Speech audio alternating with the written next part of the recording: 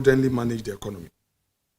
The much-touted fiscal consolidation has been attained on the back of a sharply cut expenditures for critical sectors, resulting in lower borrowing needs, and currency appreciation solely due to the weakening of the US dollar, which has led to preference for massive global investment in gold.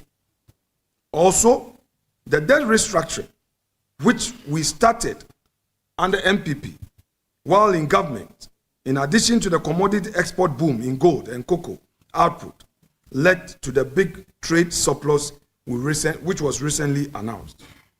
So since May 2023, Ghana has had a $3 billion from Ghana's IMF program, which in turn has unlocked light debt relief and financing.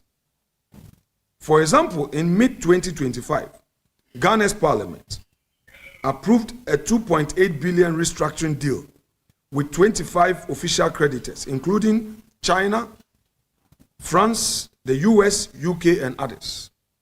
Under this agreement, all debt payments due through 2026 were rescheduled, effectively granting Ghana $2.8 billion in debt service relief it could play with in the budget. So once again, Ghana's economic fortune so far is tied to the IMF program and the windfall, not necessarily due to any re-engineering of the economy.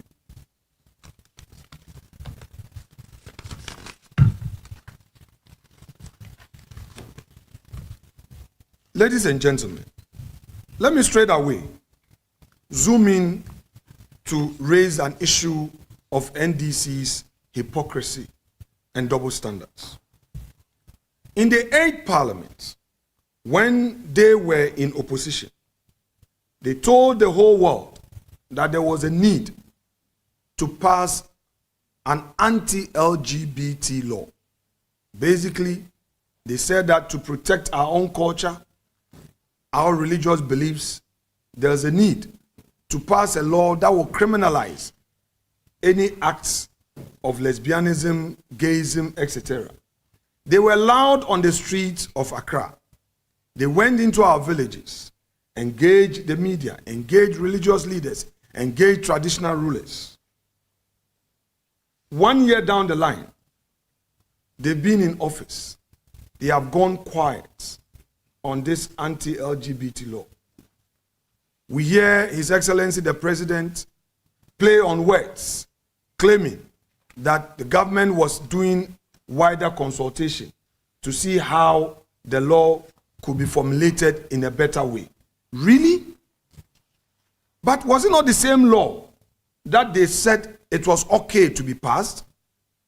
And again, when the mighty minority members decided through private members' bill to now pin them to their own principles, suddenly, after all the processes have been followed and approval given, and the motion was on the order paper, the NDC, through its majority leader, found a way of using procedure to claim that there was no such approval by the speaker and tried to scapegoat the clerk to parliament. As we speak, they have refused, neglected, and deliberately denied the people of Ghana that anti-LGBT law that they themselves spoke about. To make matters worse, our own curriculum, they have found space to introduce this promotion of sexual rights in the curriculum of our children. When they were exposed, this is what they had to say, that it was a mistake and that an anomaly. What an anomaly? When government documents have been printed, circulated, and signed by no less a person than the sector minister, and through the vigilance of the minority, you get exposed, you now say it was an anomaly. We don't accept this. We hold a view that the NDC used the anti-LGBT law only for power. And now that they are facing the reality, they want to find a way of running away from it. We will insist that they act by their own principle.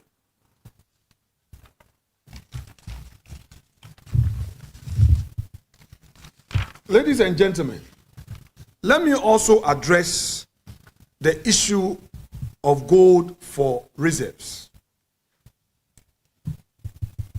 We are not in any way opposed to that policy because the policy was started by us. We, the minority, are again not opposed to the institutionalization of a new vehicle to see to the implementation of that all-important policy. However, we have two major concerns. Concern number one, the establishment of the Gold Board as a regulator and also an operator is in a way directly encouraging galamsey activities. Our water bodies are being polluted.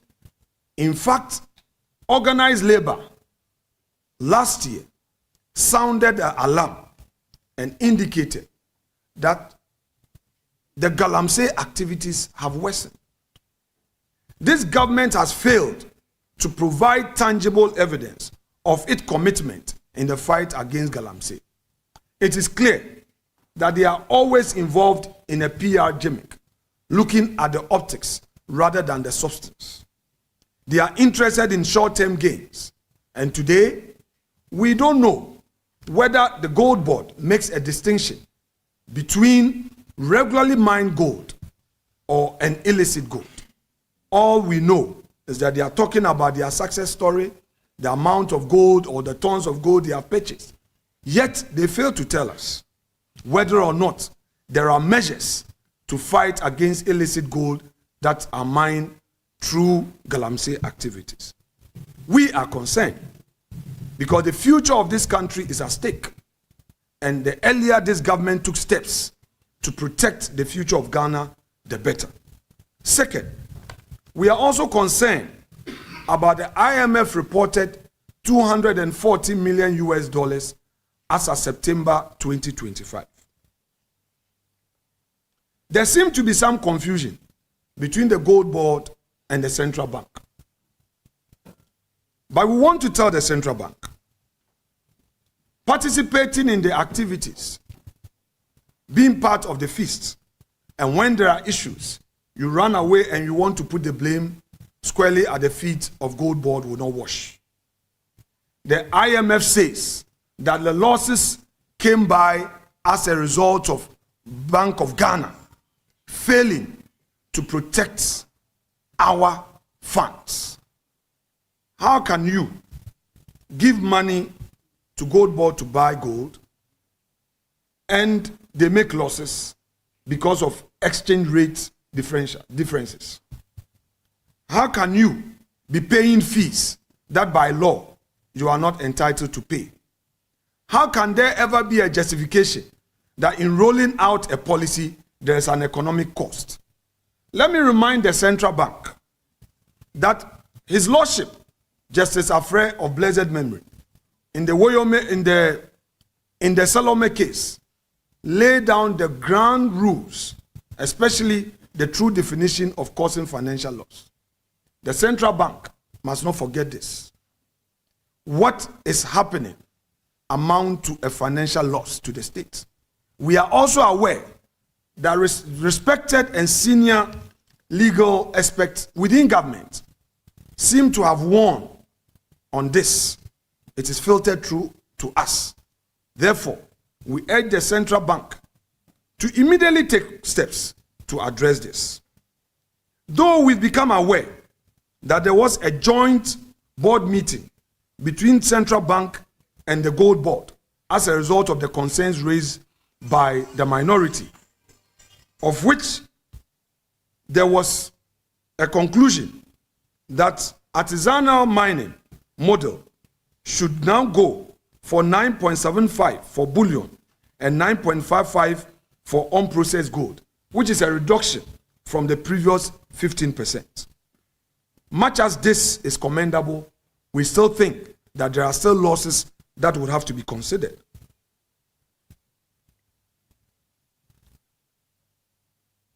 We are also aware that Central Bank is saying that it wants to give some moratorium of 1 month to allow for further deliberations amongst the various parties, the Ministry of Finance, Gold Board, and government, on a sustainable cost-sharing structure for the program. So indeed, if the minority was merely blowing hot air, why have they now decided through joint board meeting to take steps to ensure a sustainable cost structure? We are concerned about these losses. We believe that if indeed we are going to have a goal for oil reserves, the government must take steps to sustain it by ensuring that there's real profits. The approach they have adopted will not help the country. We need money to build roads, to construct hospitals, to build schools, to create jobs.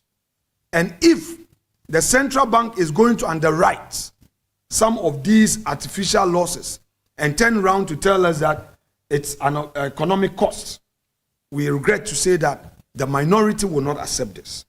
We are open to discussions on this matter, and just as we always do, we'll put forward our views. We also want to say that we filed a motion in Parliament. We have become aware that the Speaker has admitted the motion, which would allow for broader engagement and consultation on this matter. We urge the various stakeholders in this goal for oil reserve to open up, to hear our views, so that together we can move this country forward.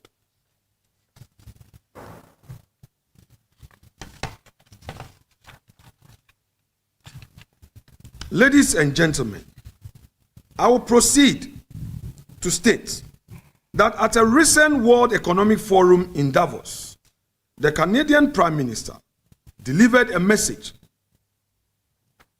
to the global elite that they did not want to hear. He warned that the old order is not coming back. He described a new world in which major powers use tariffs, supply chains, and financial systems as open tools of pressure and control. He urged that what we call, quote, rules-based international order, unquote, has for many become an exercise in living within a lie, unquote. A system countries feel obliged to join, while privately knowing it no longer works as advertised. For a smaller economy like Ghana, this is not an abstract debate. It is a direct challenge. It means we cannot rely on comfortable stories of mutual benefit when the structures of global integration are being used as instruments of leverage. This new world demands 3 clear responses from Ghana. First, we must build a truly strong and resilient domestic economy. We need enough strategic autonomy that no outside power can bend us through debt traps, currency games, or control over one key export. Economic sovereignty cannot remain a slogan. It must become the solid foundation of an independent foreign policy. Second, we must deliberately diversify our international relationship. We must deepen ties across Africa and engage carefully with traditional partners in the United States, European Union, UK, China, Canada, and with emerging powers, without surrendering our sovereignty to any single dominant player. Third, and most important, we must root our foreign policy in the constitutional values we live by at home. A so-called pragmatic foreign policy that turns a blind eye to impunity, corruption, and injustice inside our borders is not realism. It is a performance of sovereignty that hides a quiet acceptance of dependence.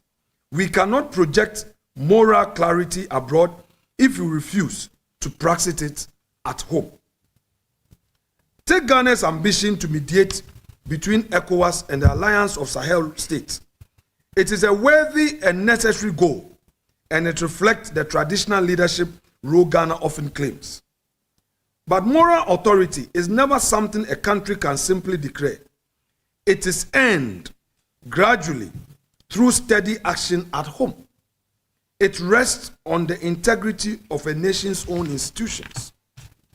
A government that tolerates opaque laws-making schemes orchestrated by the central bank, that turns prosecution into political weapon, that attacks judicial independence by unconstitutionally removing a chief justice, and that allows ongoing destruction of our rivers, is steadily destroying the very credibility it wishes to display abroad.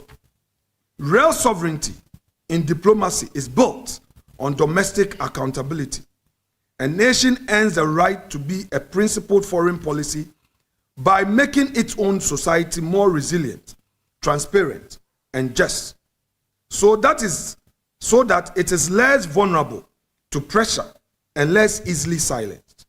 Before Ghana can credibly reconcile other nations, it must first bring its own practice into line with its proclaimed values. Our influence abroad will always be limited by the strength of our integrity at home. And by the way, we have seen that my Lord Bafuboni and his management are all over at the various ministries, including Jubilee. Is he on a thank you tour?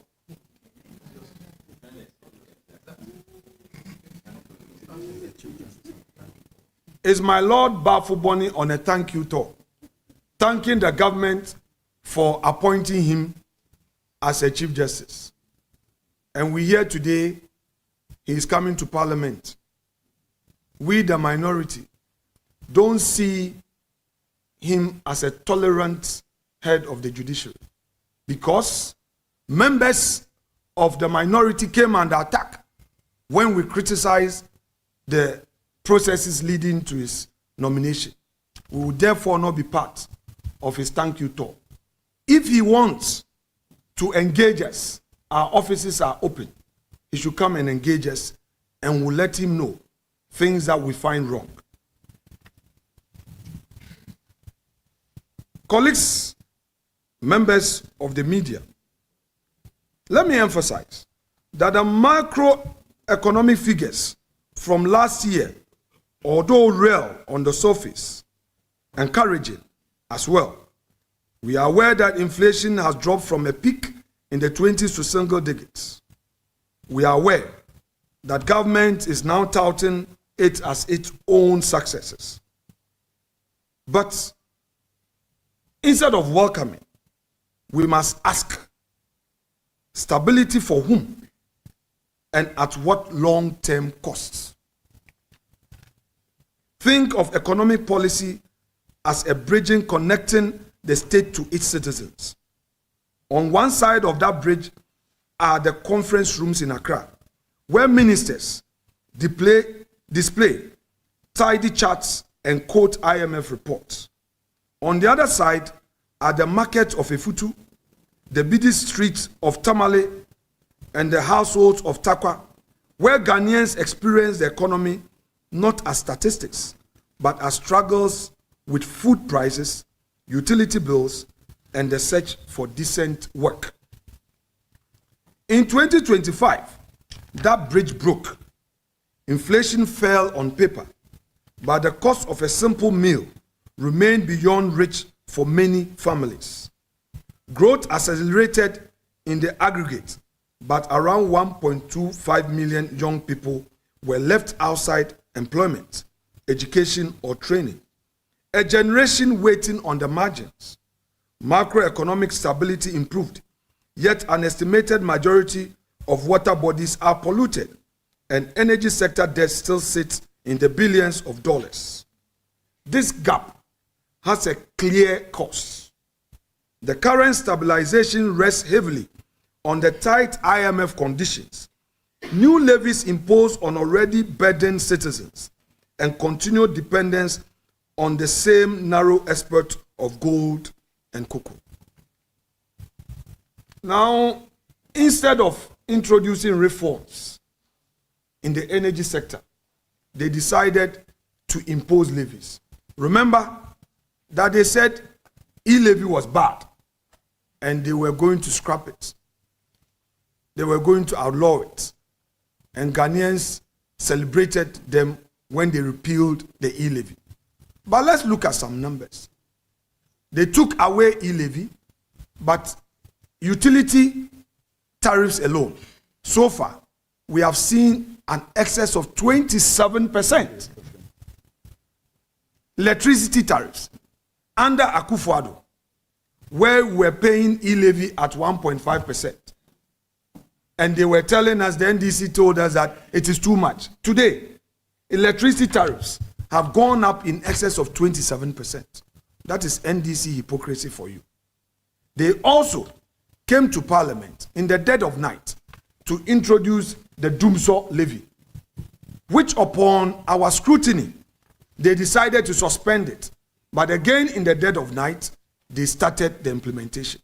So Ghanaians are being burdened with all these levies, yet they claim that they are a caring government. Let me repeat that the current stabilization rests heavily on the tight IMF conditions. And like I said, they've imposed new levies. Deep structural weakness, from inefficiencies in the energy sector to bottlenecks in agriculture, remain largely untouched. This is not transformation. It is a postponement of crisis wrapped in a polished statement. So for agriculture, let me ask our respected colleague, Eric Opoku. He is a very intelligent parliamentarian. I don't doubt his understanding of the agro sector. But talk is cheap. It is not about his talking. Today I want to ask my respected colleague, Honorable Eric Opoku, the minister responsible for agriculture, to hold a press conference and tell Ghanaians the real policies that have been introduced to help promote agriculture. There's none. In the fishery sector, the least said about them, the better. So really, this government talks so much in opposition, but in government, there is nothing they've done in the agro and the fisheries sectors to promote growth, and we see it in that field. I'm sure later Dr. I.Y. Opoku would expatiate on this with the numbers for you. Now they promised 24-hour economy. And the 24-hour economy, they said 1 job, 3 shifts. So each job will carry 3 people. And they said, oh, even if you want to do farming, there will be a system where you can farm at night. They said, oh, you can sell your wachi in the night. That's what they told us. But today, after voting for them, what do we see? Even Ghanaian youth who gained employment as far back as 2017 were all sacked. When the minority introduced a motion to question the chief of staff's letter directing these mass dismissals, the first strategy that the majority deployed was to hold a preliminary objection, which the first deputy speaker came with an already prepared written ruling even before he heard the argument. And when we filed a motion for review of this repugnant ruling, Mr. Speaker found a way of denying us a voice. It is taking 8 months, an important matter that affects the livelihood of Ghanaians. And I want Ghanaian youth to hear this. Matters that would involve the restoration of their jobs. Parliament refused to give the minority a voice. They use procedure. Each time we raise it, they told us, oh, the speaker says he wants to preside himself, the speaker will preside himself. Till date, we've not been able to conclude on the debate on that motion. And Parliament is going to reconvene again on the 3rd of February 2026. We want to assure the many youths who have been rendered unemployed as a result of that letter that we will not relent. We will fight for them until they gain their employment back.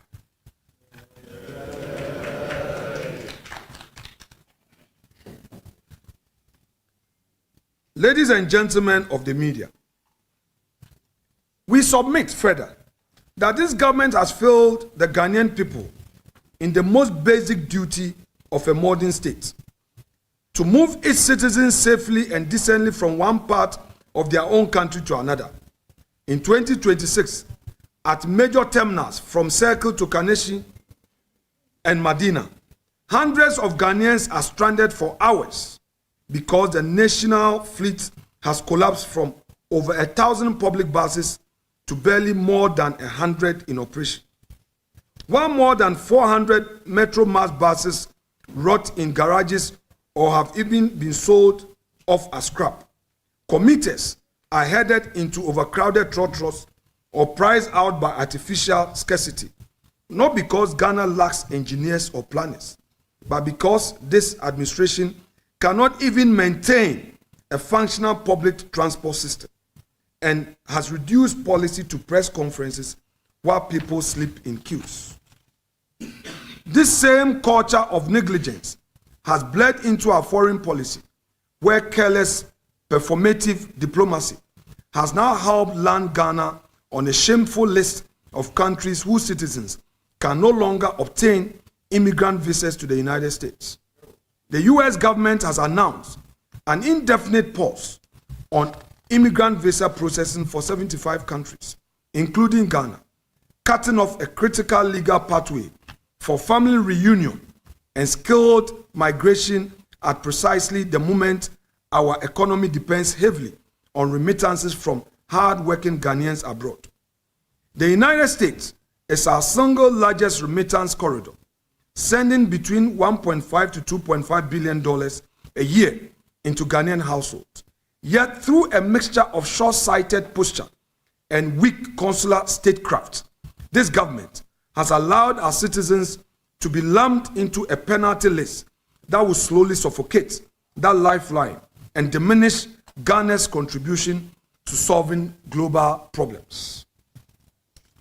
A serious government will treat our transportation system and immigrant visas as instruments of national survival, not as afterthoughts.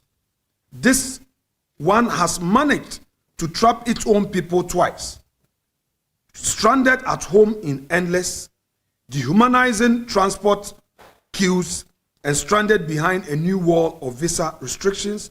Its diplomacy was too clumsy, too reactive, and too self-satisfied to prevent. The minority, therefore, is calling for immediate, concrete action in the transport sector, for an emergency program to restore the state bus fleet and saturate the worst-hit corridors with reliable services so that no Ghanaian is left stranded for hours simply trying to get to work or back home.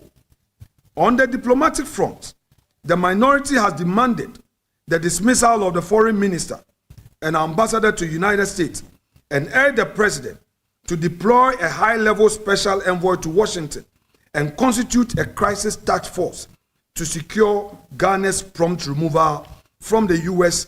immigrant visa-free list and protect the billions in remittance on which millions of Ghanaian households depend. Ladies and gentlemen, public trust is further undermined by a visible pattern of selective justice. Former MPP officials have been pursued with vigor, while figures associated with the NDC facing similar questions have not attracted the same urgency. At the same time, serious concerns around financial transparency at the highest level of our monetary system have gone largely unaddressed. When the law is enforced according to political power, color, rather than evidence, we are no longer dealing with the rule of law. We are watching a performance of the rule of law, a scripted play in which the audience knows the ending before the curtain rises, but the show continues to preserve appearances. The MPP minority has resisted rushed and opaque lawmaking, including attempt to force through certain held financing measures without required parliamentary quorum. We have repeatedly insisted on transparency. These actions are not partisan games. They are necessary steps to narrow the dangerous gap between what our constitution says and how power is actually exercised. The New Patriotic Party, the mighty minority, has learned its lessons from defeat. We concede that we couldn't have been perfect in government. We know that there were some mistakes that were made. We take collective responsibility. Our responsibility now is deeper. And we assure Ghanaians that we in Parliament will continue to lead the charge, even as we finish our flag bearership race on 31st of January 2026. Our main task thereafter would be to win back the trust and mandate of the Ghanaian people by rallying behind our elected new leader, work hand in hand with him to go through his vision and ensure that we put forward a responsible opposition and provide alternatives. We've done it before. When the NPP was in opposition in the 90s and we finally had power in the 2000s, the people of Ghana know what the Kufuor administration did. We introduced the health insurance policy, a policy that the NDC never dreamed of, a policy that the NDC doubted, a policy that the NDC in Parliament boycotted its passage. Yet today, that is what has saved millions of Ghanaians. Again, when we were in opposition between 2009 and 2016, and we promised free SHS, the NDC told us we could not implement. The Ghana are aware that when the grace of God gave us opportunity to govern, we saw the implementation of the free SHS. However imperfect it was, the policy was implemented. Many Ghanaian youth who ordinarily could not have had an opportunity to have secondary education had the opportunity of being educated. What is left after this government had taken office is to take it to a higher level, use the opportunity created to build human resource capacity to create jobs. They've shut down the 1D, 1F policy. In its place, no alternative. So Ghanaian businesses are left in a state of uncertainty. There is no incentive for the private sector. So we ask, what is the trade minister doing? What is the trade minister doing? We can in the least describe her as a redundant minister with no policy to promote economic growth. Now let us turn to the lithium. We want to deal with the lithium agreement. When the NDC was in opposition, they questioned the lithium agreement that was before Parliament. But upon assuming office, the agreement was reintroduced in a very worse state. When the minority exerted pressure on the minister and government, they came through the back door to now withdraw the paper, the agreement, claiming that they are now going through further consultation. The question is, at the time Honorable Ama Kofi Boah was defending this new agreement on the House floor, didn't he know that he needed to do further consultation? At the time that he challenged the sincerity of the minority, up until civil society joined the call, was he being fair to the people of Ghana? Was he being transparent? We reiterate again the call on the Minister of Land and Natural Resources to resign because he failed the people of Ghana. The minority interrogated the reduction in royalties from 10 to 5%.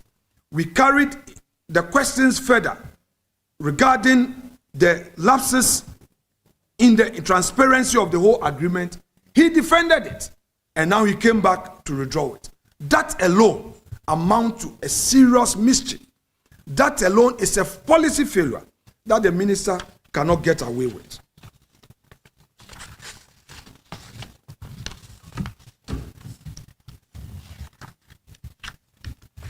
Ladies and gentlemen, let me now turn attention to a disturbing matter on the House floor, which we promise the people of Ghana that when Parliament commences, reconvenes on the 3rd of February, we are no more going to allow the majority to have its way. The majority has turned Parliament into a Parliament of fast track and no scrutiny. A rubber stamp Parliament where everything comes under certificate of urgency. They should be ready to beat us in the chamber. We will resist with all the energy in us. No more certificate of urgency. They had their way in the passage of the Gold Board law, the Energy Sector Recovery Levy, the Dumsor Levy. They also introduced its certificate of urgency, and many more other laws that they pass it through certificate of urgency without any scrutiny. We hereby sound a caution to the NDC majority. If they are not ready to read, we are ready to read. We all became aware that their 189 only exists in numbers. When it comes to substance, they can't match the length of the trousers of the mass. But we all know that even in the passage of laws, when it comes to quality debates, we do proper research and we argue on facts supported with data. What they come into the chamber to do is their propaganda. But come 2026, this 2026, they will never have their way. We will hold their feet to the fire and ensure that each minister account for his stewardship. We know that 2026 budget is a chop-chop budget. We know that 2026 budget is a chop-chop budget. We are going to open our eye and scrutinize every contract, every document that goes to PPA. The minority will follow it and bring motions. And we hereby also plead with Mr. Speaker that he is doing Ghana's work and is doing the work for the growth of democracy. We are aware Mr. Speaker is an NDC leading member. But where he sits is to protect both of us. We have been frustrated by numerous dismissal of our motions. Questions are delayed. Questions are declined. Issues that must be allowed to be debated on the House floor, we see subtle culture of silence being introduced and procedural roadblocks are used to deny us opportunity. But we want to pray, Mr. Speaker, most humbly, that he should prioritize substance over form. That is a rule of equity. He should prioritize prudence over procedure and allow debate to flow. We will not sit idly by and allow the majority to use their numbers to deny us our duty in ensuring that there is proper oversight. Ladies and gentlemen, let me conclude by promising that we will not renege on our fundamental duties to the Constitution. We will fight for the people of Ghana. And in doing so, we will not be obstructive. We will scrutinize, hold government to account, ensure that just as we did in 2025, where we brought up issues to the limelight, we're going to repeat same. And this time around, we are going to do so even as we are done with all our internal elections, that we now have a leader, and we are going to do so with a firm determination and assurance that come 2028, the NPP deserves to come back into office.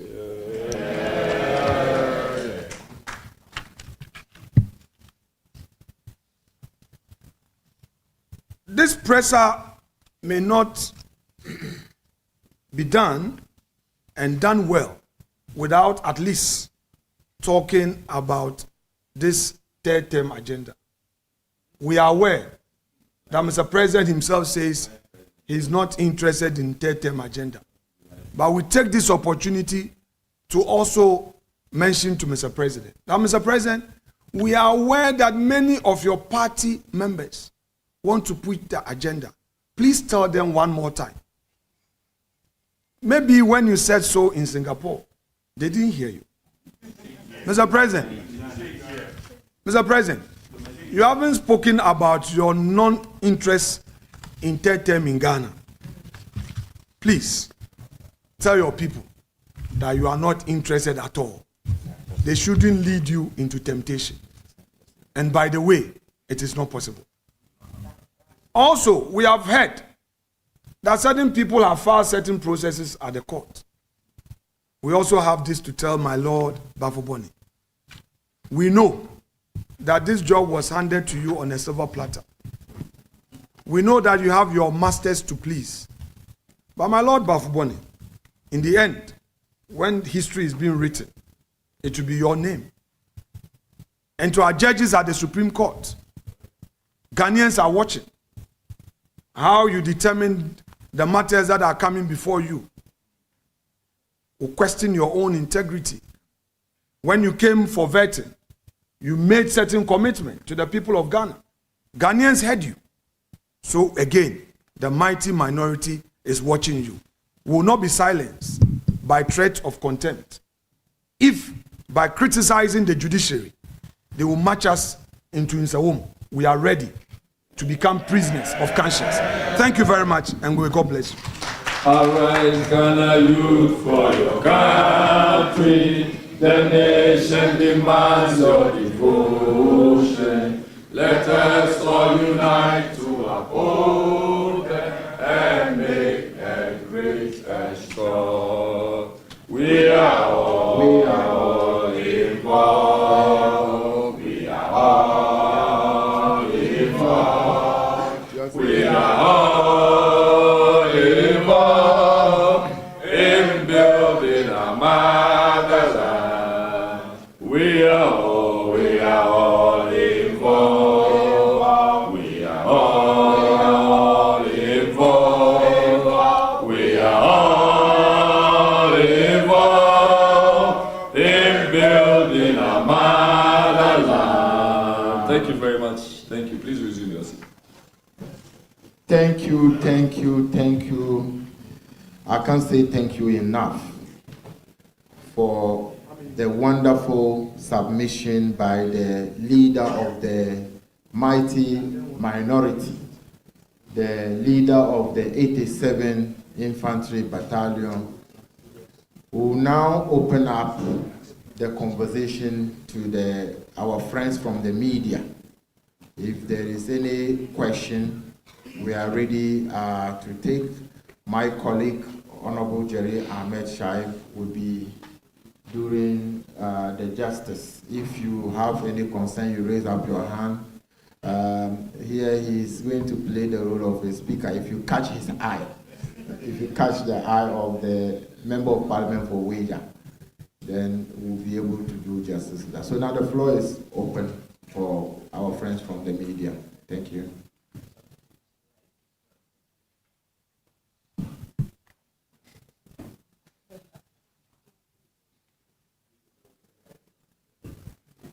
Thank you. My name is Kweku Sechidanso from GhanaInfluence.com.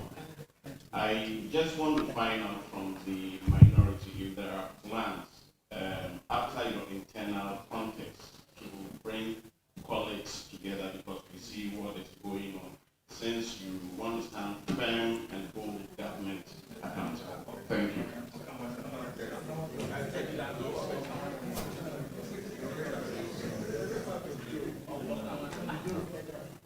Next person. Please, any other? Yeah, brother. You announce your media. Leader, thank you very much for the opportunity. My name is Josam Ghana Page. I'm host of the constituency. Leader, you mentioned that Ghanaians agree with you with the quality of debate advanced on the floor of Parliament by the minority. Emphatically, you called for the dismissal of the Foreign Affairs Minister. Are there other ministers you want to see go, or is it just a dislike for the Foreign Affairs Minister? And is it not a situation where the job at hand is bigger than the labourers on the floor? With regards to the number of ministers, John Dramani Mahama has appointed and assisted. You also mentioned that the majority has 189. Have you already considered Ayawaso East to the majority?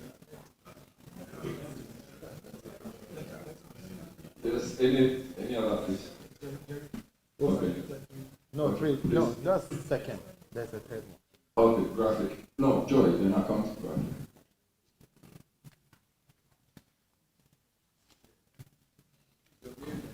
My name is James Abeti with Joy News. On the transport crisis in Accra and the other cities, the minority leader talks about the state of the state transport system and how government is not adding up to the numbers. In our recent interview with the Metro Mass Transit boss, he talks about the fact that some of these buses that have been disposed were done under the previous government.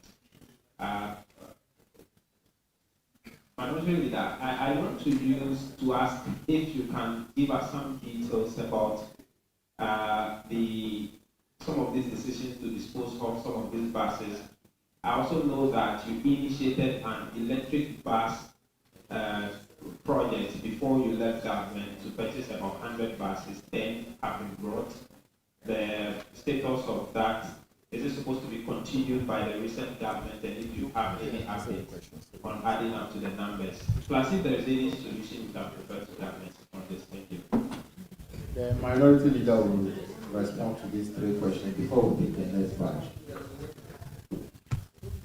So let me deal with the first issue of post 31st January in Parliament. As you may be well aware, we've had a very civil engagement from Parliament.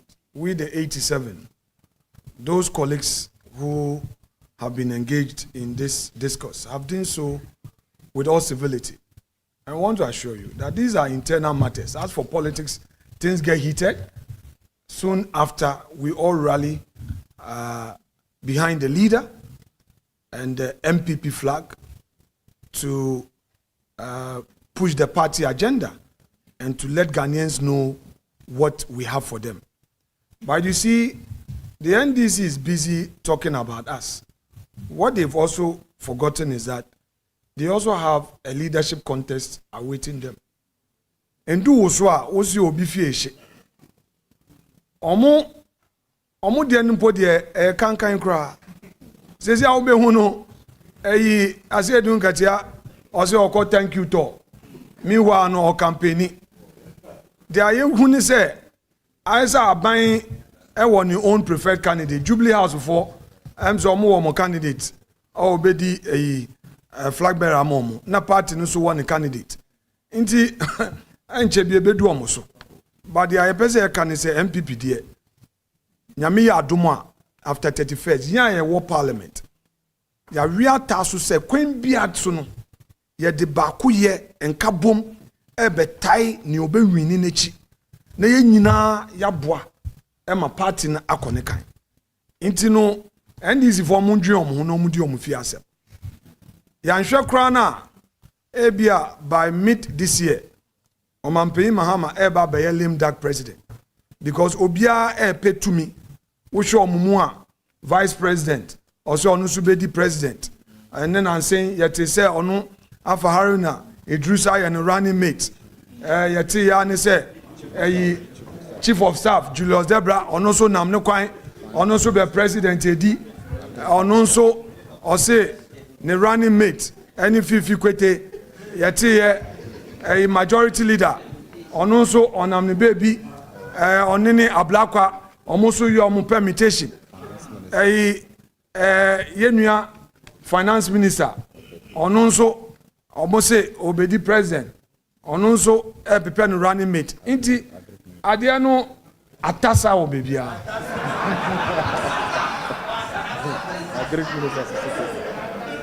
yɛnua Erikopoku ɔno agric minister wankasa wo ministry wɔ kora no sika a ɛsɛ sɛ ɔmo de ma wo na wode yɛ kwadwuma kora ɔmo mfa ma wo so wobɛdi president ɔno opinion difference between opposition and government ɔwɔ opposition ani kati brɔfo akɛseɛ ɛnna obedi minister sika ɔde bɛyɛ adwuma kora mpo no ayɛ asɛm ama no ɔno nso so obedi president nti NDC for deɛ no ɛbɛyɛ huhuhu nti ɔmo ndi ɔmo fi asɛm na ɔmo gya yɛ deɛ ma yɛn back to quality of debate. Yes, I mean, ladies and gentlemen of the press, I don't think that there is any debate on this matter. Check the records. We have become formidable opposition because each one of us, in fact, if you look at the first timers on our side, it's so reassuring that MPP indeed has a future. I told somebody that in future, it may be very difficult to make some selections because all of them are competent. All of them are determined. All of them have what it takes to deliver. So as for that one, it comes without question. Now, on the issue of the foreign minister, my colleague, we in the minority, we don't attack personalities. Follow the consistency in my public discourse and that of my colleagues. We don't do personality attack, no. From the vetting to the House floor to all engagement, we raise issues. How can our foreign minister have an engagement with some ambassadors, write on social media, and the next day we hear of an embargo? How can you claim that Israel deported some Ghanaians and without engaging, you also go ahead to say retaliation? You know, when we were kids, right? There were times that when somebody is provoking you, then you say that, wouldn't say wunya penny or hunti, and I will yes sir. So you are careful. If our foreign minister was that measured, you would have known that attacking Israel had consequences. I'll leave it here. A word to a wise is enough. So we don't have anything personal against anybody. In serious democracies, when a policy fails, the minister resigns. How can the Minister of Lands and Natural Resources come to Parliament and to defend an agreement, only to do U-turn to withdraw it for further consultation? Any serious democracy, you have to resign. So that call on him to resign is not born out of our dislike for him. Our call on Honorable Ablakwa to resign is not born out of any dislike or any ill will. There's a clear foreign policy failure. He's not walked the path of his predecessors, who took foreign policy to higher levels. Even recently in ECOWAS, Ghana has lost out on a lot of vacancies that arose at ECOWAS, all because we thought we were eyeing an AU chair for His Excellency the President next year. What of if the countries we are relying on result? Ghana is a regular contributor. In fact, we don't fail in our contributions to ECOWAS. Go for the records. We've lost out in employment in ECOWAS. Institutional heads, 0. Main employment, technical staff, the ECOWAS civil servant. Ghana contributes so much, but we are losing out. So what is the foreign minister doing? On the Metro Mass issue, we are going to call on the Minister of Transport when Parliament resumes to answer questions regarding why they sat down for a whole year without putting in place measures to beef up the fleet levels. It again exposes the minister's lack of clear vision for the transport sector. But would bid our time, put together a paper by the appropriate committee of the caucus, and hold the minister's feet to the fire when Parliament resumes. So bear with us. We want to do the right thing. Thank you very much. Thank you. Now we'll take the next set of questions. Okay.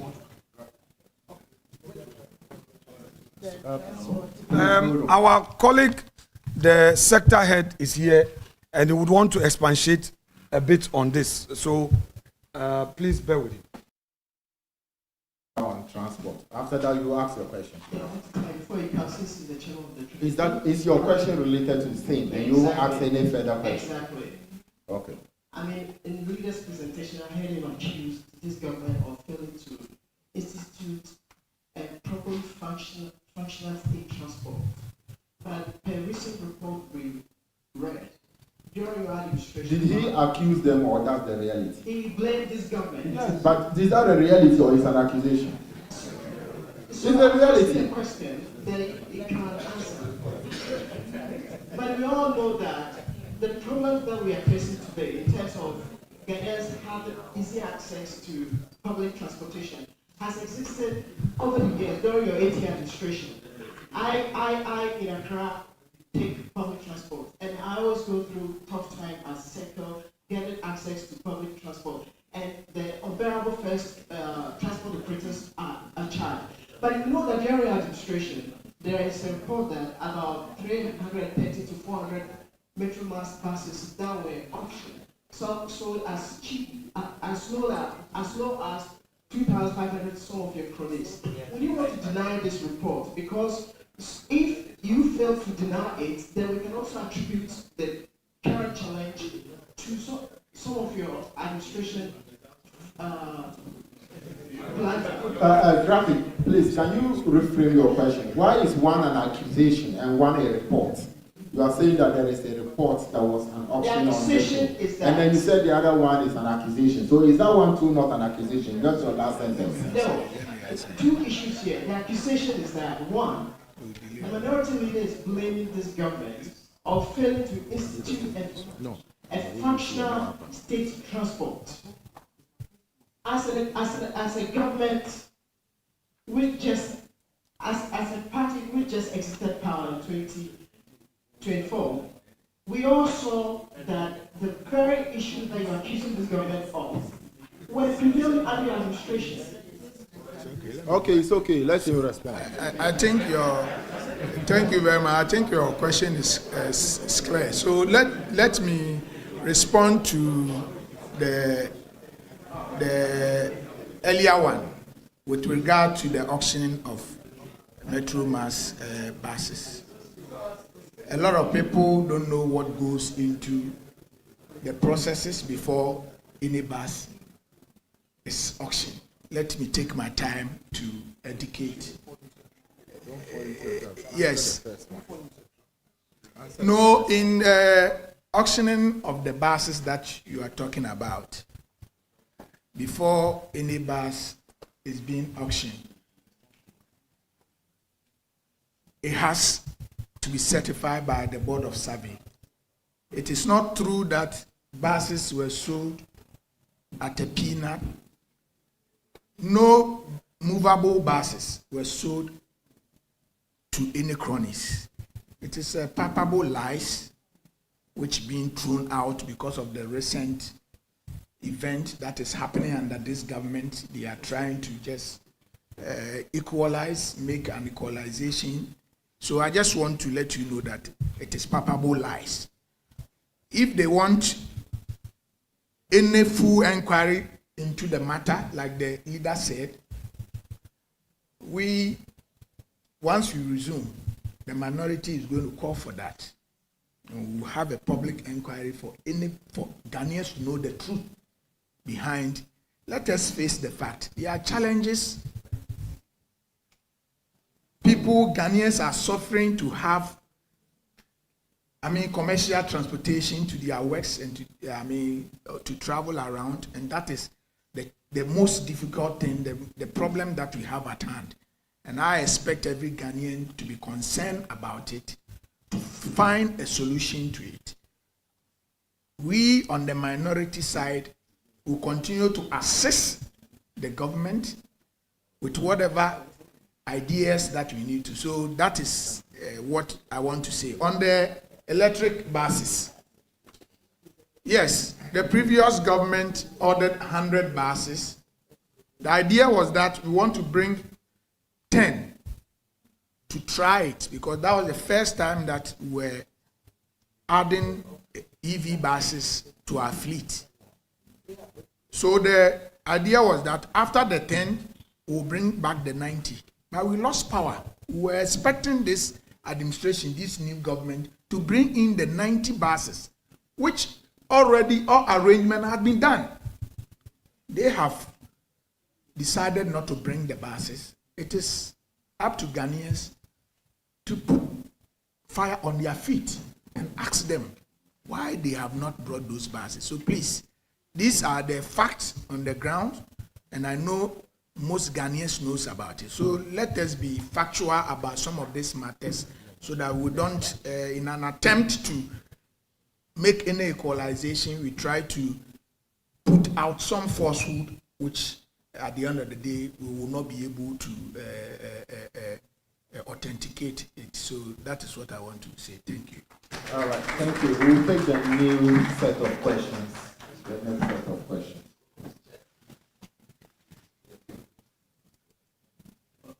Good morning. My name is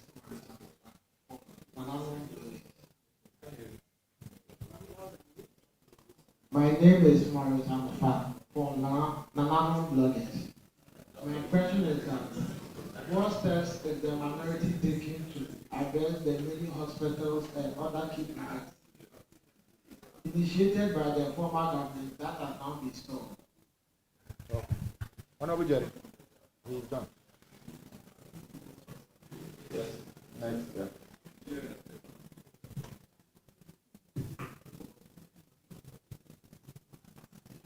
Thank you. My name is Adam. I work for the News Agency. Minority leader, as you said in your presentation, that the minority will resist any bill that will come under certificate of urgency. And I was wondering, because when the Pandai issue came up, even though the minority protested vehemently and even took the center stage of the chamber, but the majority was able to pass 8 estimates at that time. In spite of the chaos, in the midst of the chaos, they continue because they have the numbers. So how serious can we take this issue? Because you could not even sustain the protest. It is only that day that you protested. The next day you cooperated with them. How do you take it serious? Thank you. This question, even before the minority leader come, I don't know how you are talking about resistance and then the protests on that time. We are talking about 2026. and you are talking about 2025. You are 1 year behind. So please, let's make progress.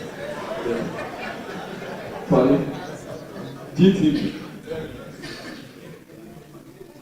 Thank you very much. My name is Valencia from GBC. I think my question is in line with what my senior colleague was talking about. So in his presentation, he made mention that the minority will not allow the majority to have its way this time. So we want to find out what way or what are some of the moves are going to do. Are you going to be working out the example like what we saw in the previous debate, or what moves are you going to do if the majority continues government business regardless of the objection? My sister, if you listen to my sister, Honorable Jerry, if you listen to the minority leaders very well, he said unless they beat us. So the walkout is not an option here. And you know, that's the leader. We are the whips. So come out with a strategy. But the last sitting, the certificate of agency were too many. And after that, you now see that they are coming back for amendments of the bills that they have just passed into laws because they rush it. They now realize that there are problems. They are coming with amendment. Even Goldberg, they will come with an amendment. Wait and see, because there are serious problems there. So that is why he is saying that we are ready to read. If they are not ready to read, we are ready to read and scrutinize every document. So rushing it, there are a lot of strategy as to how we can take it, and we understand it better than them.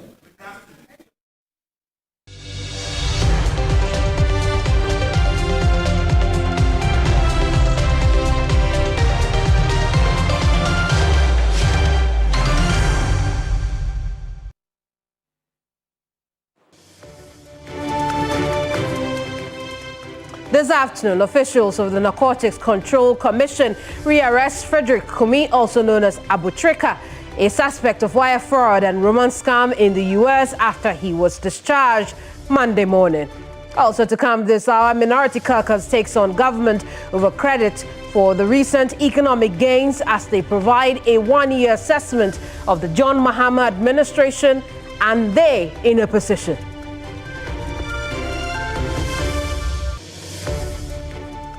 Battle lines drawn for the Ayawaso East constituency as 6 candidates pick up nomination forms to contest the NDC primaries.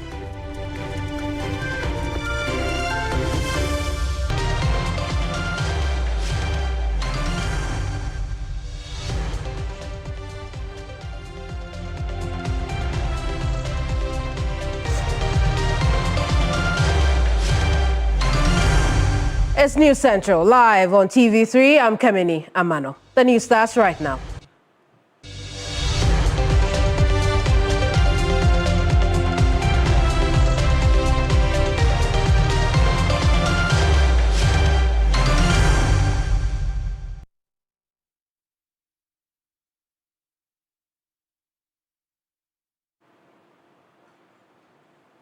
Officials of the Narcotics Control Commission have rearrested Frederick Kumi, also known as Abu Trika, a suspect of wire fraud and romance scam in the U.S. after he was discharged Monday morning by the court. Early on, the Gbese District Court discharged Abu Trika and 2 alleged accomplices, Lord Shen and Bernard Edu, after the state withdrew charges against them. They had pleaded not guilty to defrauding by false pretense and money laundering.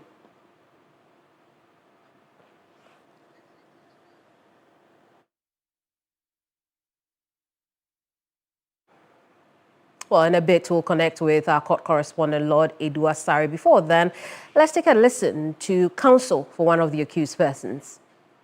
They have been discharged by the court after the state or the Attorney General withdrew the charges against them. What's your comment? Well, that's what we've been saying from day one. The state had nothing against the 2 others. So that's what we prayed for from day one. And if the Attorney General has seen light in that and done the needful, we welcome the decision of the court. So I'm just waiting for them to actually be discharged because we realize they've been taken back to the narcotics headquarters. I'm yet to know why they are there, but I believe it's for administrative purposes. So whatever transpires there, I'll let you know. Okay, fine, thank you. counsel for one of the accused persons there in a conversation with correspondent Lord Eduasare, who will join us in the TAD. But what you should know now is that NACOC has rearrested Abutrika. We know that he and 2 others were discharged by the court earlier today. Immediately after that, there were attempts to rearrest him. We know that counsel for Abutrika had posted on Facebook about how the judge was offended by that intention by NACOC to rearrest Abutrika. Also recall that NACOC is not wrong for wanting to do that. It is not against the law. But obviously, it offended the judge at the time. We would understand why that was the case when Lord joins us over the telephone at this time. But the news now is that the court just discharged them Monday morning. They were immediately rearrested, obviously, as the investigation continues. Lord Eduasare is our court correspondent. Lord, let's talk quickly about happenings in court today. Let's start off with how the judge came to discharge the 3 of them, the 3 accused persons. Right, I mean, you recall that at the last time, Frederick Kumi, also known as Abutrika, and then the 2 others were before the Gope District Court. The prosecution had indicated that they had withdrawn the charges against Lord Ishen and then Bernard Adu, the second and third accused persons who were the alleged accomplices of Abutrika. Now, the lawyers for the 2 prayed for their discharge, but the judge who was sitting did not grant that application, or did not grant it because she said she was just a relieving judge because the judge who actually was before the court had been on leave. So fast forward, they're actually supposed to be before the court on February 7th, but the time was abridged to today because the Attorney General had indicated that he wanted to withdraw the charges, and so he informed the court, and then the court discharged this time not just Lord Ishen and then Bernard Adu, discharged all 3 of them, means Abutrika, Lord Ishen, and then Bernard Adu.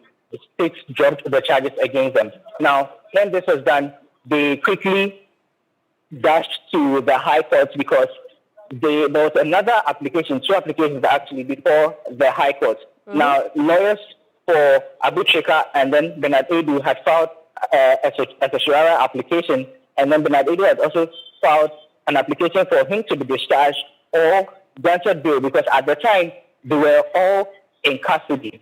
Now, because the state has now dropped the charges against them, the lawyers came to court today to withdraw their application, saying that it had become moot considering the decision by the prosecution. And so before the court today, lawyer for Abutrika, Oliver Bakabomao, indicated to the court that this was the situation. The Deputy Attorney General himself was in court today, and then he confirmed that yes, the charges have been dropped against Abutrika, and then the third accused person, Bernard Adu, because these are the 2 applications before him.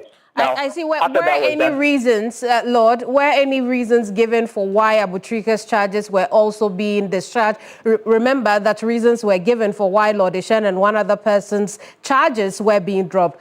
What did the Deputy AG say about that? Now, conspicuously missing was any reason. There was no reason given by the Attorney General except to say that the state has withdrawn the charges against him.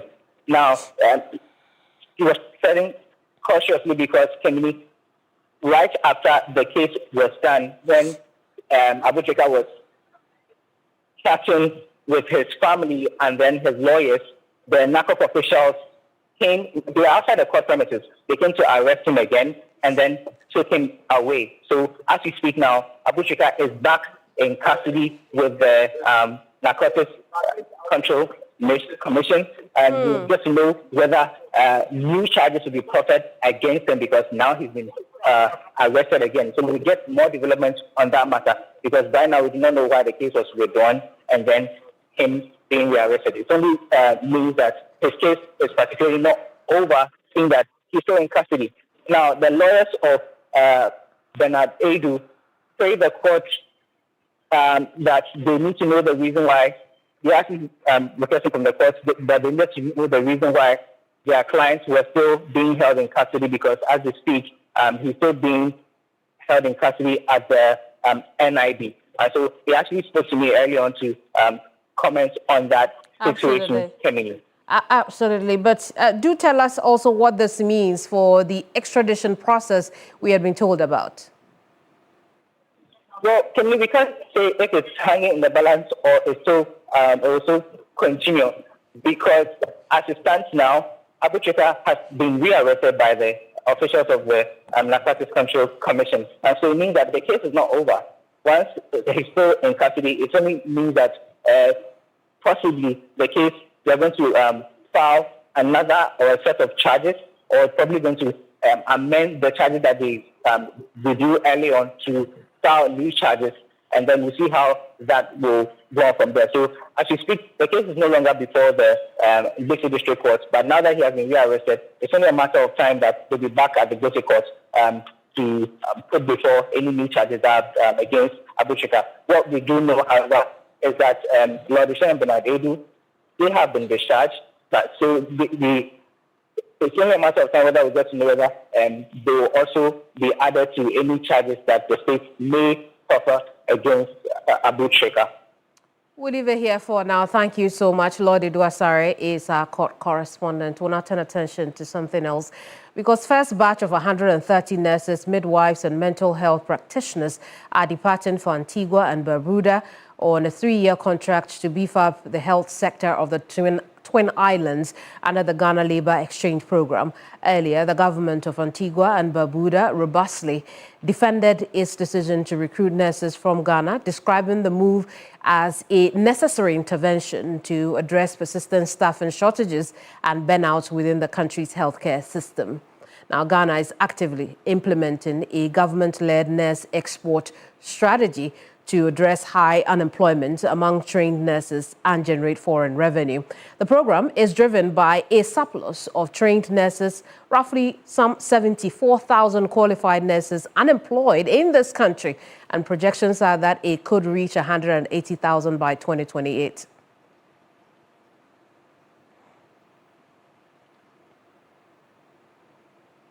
Kwabena Minta Akando is Health Minister. Let's take a listen to him on the subject. Thank you very much. Ghana Labour Exchange Program is one of the interventions by His Excellency John Dramani Mahama, President of the Republic of Ghana, to create more jobs for the good people of this country. And today is the turn of the health workers. As you all know, we inherited a backlog of more than 80,000 health professionals who have completed various degrees and yet are at home and do not have jobs. So as part of government intervention to create jobs for especially the health professionals, we are exploring avenues where countries have requested our health professionals to work with them. Today it's about Antigua. We are working on Jamaica, Barbados, and Trinidad. And so we'll be doing that in batches. And so today we are here to say goodbye to you, but we'll be following your progress with keen interest. And as you are going, you must be reminded of the fact that you are carrying the flag of Ghana. And therefore, we wish that you will go and work with diligence and professionalism. Those of you who are at home watching us, I'm very hopeful that it will get to your turn. Usually, the debate has been the fact that we do not have health workers in our various health facilities, but we are exporting health workers. That is not it. The availability of health professionals in this country is not a problem. As I've already indicated, we have excess. We have inherited about 80,000 health professionals. But as you all know, we have a country to govern, and at every point in time, our budget can absorb a certain proportion of them. And so as government is looking at absorbing some internally in country in our various health facilities, we are also exploring other avenues outside the country. I thank you. Kwabena Minta Akando is Health Minister. We'll now hear from some of the beneficiary health workers. Honestly, I'm extremely excited. I have tried all means of traveling outside Ghana, and I've been rejected. So when I had the opportunity and I went for the interview and I passed through, it has become something else for me. I'm very happy about it. Thank you. And to this very program, you know about the country? Not at all. I have never heard it. Before I went for the interview, I had never heard Antigua before. But through a friend who posted it to me that they are recruiting nurses, and I'm nurse anesthetist, so I took the opportunity to go for the interview. So when you look out for the country, what did you see? What excited you? I read about it. They have about 360 beaches, and there's a carnival. Yeah, the place is very nice, and best of it all, the money is also good. So I'm hoping I can bring something home for my family members to be happy too. So which field are you? I'm a nurse anesthetist. Well, I think it's an opportunity. As nurses, we are being exported out there to give a face-off of what Ghana is training us to be. Actually, Ghana has been noted to be one of the countries with the best healthcare workers, and the fact that you've been deployed to go, personally, it's a privilege for me, and I'm really grateful that I had this opportunity. So which field are you in? I'm actually in the nursing field. I'm a general nurse. So yes, this is your first time flying? Yes, please. Yes, this is my first time traveling. Yeah, well, it's very exciting. Looking at the kind of people I have around, the professionals you are moving in, and the opportunities this might bring us all is something I can really be proud of. Yeah. George Queenan is our reporter on the story. George, what else did the minister say about this exchange program? Yeah. Thank you so much. So there are some concerns that Ghana is actually exporting, health professionals at the expense of Ghana's health sector. But the minister says that's not what it is. The government came to inherit some 80,000 nurses who are unemployed and have their degrees after pursuing their tertiary education. And so exchange programs like this is how governments can actually keep employment with these people. So the resources is what we don't have, but we have availability of nurses. So the issue is not about availability. We have the numbers, but it's the resources. So this is something that is going to benefit Ghana. And he didn't really put the monetary value up front, but Ghana is actually making something out of this very exchange program. And these nurses are very excited. I know two persons that said they've tried traveling out of the country for many times. It didn't work out. So this is a good opportunity for them. They will make sure once they go there, they will serve Ghana well. Because at the end of the day, if they do their best, they will give others opportunities to also come there. People who also want to be in their shoes. Because there are lots of people out there. The minister says countries like Jamaica and Barbados are next destinations that these nurses will be going to. So after this very one, the next batches will be going to Jamaica and Barbados. I see, George, did the minister explain how this foreign revenue will be gained from exporting these nurses? He didn't tell me that. He didn't tell me that. But I also spoke to the Minister for Special Initiatives. And apart from health professionals that are being sought after, we have artisans that are being sought after from countries like Germany and Venezuela. So they're also doing their best to ensure that they get the right people who will go and get these jobs, because if they go there, they will enrich themselves, and when they come back here, whatever they learned would also be transferred to people that would also want to also be like them. So holistically, it's something that is going to benefit Ghana according to both ministers, and hopefully, whatever we are due, we get it. Those beneficiary nurses, what are some of the things that they've been saying? We know you engaged them because we listened to a couple earlier. Okay, so according to one lady that I spoke to, she's 43 years, she's a nurse anesthetist, and she's tried applying to countries for a very long time. It has not worked out. But she actually went to Saudi Arabia, and for her, most of the things that they desire has been provided by the country. But in Ghana, nurses even have to pay for services when they go to hospitals. Even drivers of health institutions are paying. It's something that they don't want. This is a good opportunity. They're going out of Ghana, but we should try and then sort issues or challenges that are developing in the country. So Ghana should use this opportunity to solve all of these. The job and employment, even nurses' salary should not be less than 5,000. Because in Saudi Arabia, she was taking almost 25,000. Even where she's going to now, the money is good. In the next 3 months, she expects to make some good money. But one thing is that this very contract is subject to renewal, and there's some sort of secondment. So even after 10 years in Antigua, you can come back. The job is secured in the Ghana Health Service. I see. So, George, how were these health workers selected? So 130 of them you apply, and then there's this local interview when you finish when you qualify to the next one, then there's an interview internationally. That is from the country itself. So it's a local one, and there's an international. So there were 2 interviews that were conducted. So if you want to be, the eligibility is that you should be a health professional, and your service should be more than 5 years. If you're unemployed, this is the first time, it will be very difficult because this very country needs people who have experience. And that can really change their sector. So with more than 5 years experience, you can qualify for applying for such of this program. I appreciate you, George. Thank you so much. George Queenan is our he is our correspondent on this story about the export of some 130 health workers, nurses and midwives, to be precise, to Antigua and Barbuda. But like one of those beneficiary nurses, many of you perhaps do not know where Antigua and Barbuda is located. I want to show you that. I've got you covered. Let's take a look at that now. This is where it is, somewhere in the Caribbean, as you can see on your screen right here. The red mark there, Antigua and Barbuda. In reference to Ghana,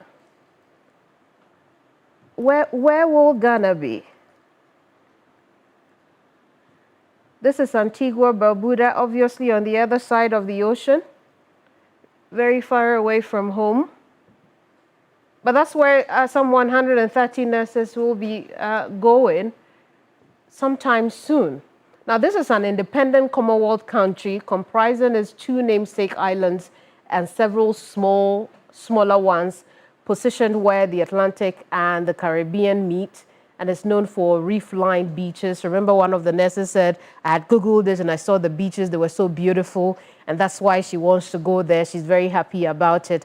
But there it is. It's known for its English harbour, which is known as a yachting hub, and the site of historic Nelson's Dockyard. It is the capital.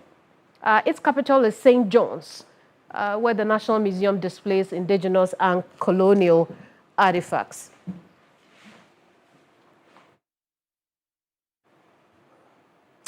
But in reference to Ghana, what does Antigua look like, sound like? What should we know about this country?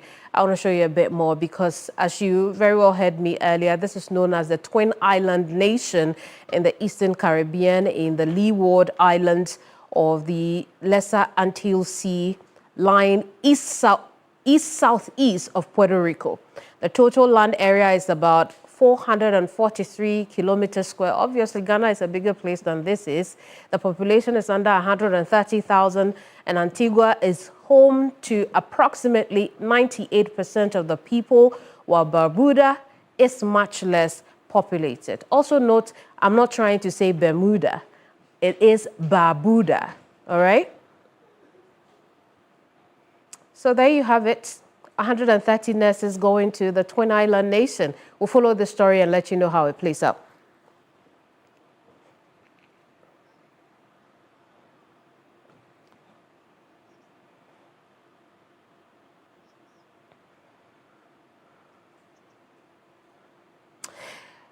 Let's bring you stories from your election command center.